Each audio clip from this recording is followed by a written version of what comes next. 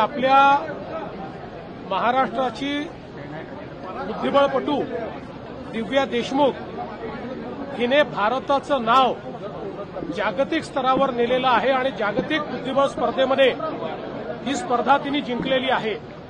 आणि म्हणूनच आज तिचा महाराष्ट्र शासनाच्या वतीनं नागरी सत्कार आपण केला। 3 कोटी रुपये महाराष्ट्र शासनाने तिला ही स्पर्धा जिंकल्याबद्दल पुरस्कार दिलेला आहे। केवळ 19 वर्षाची ही कन्या हिने भारताची पहिली ग्रँडमास्टर महिला म्हणून या ठिकाणी ही स्पर्धा जिंकलेली आहे।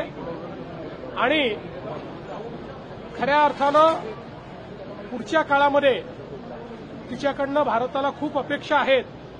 वेगवेगळ्या ज्या स्पर्धा होतात त्या स्पर्धांमध्ये ती भारताचं नाव उंच करेल।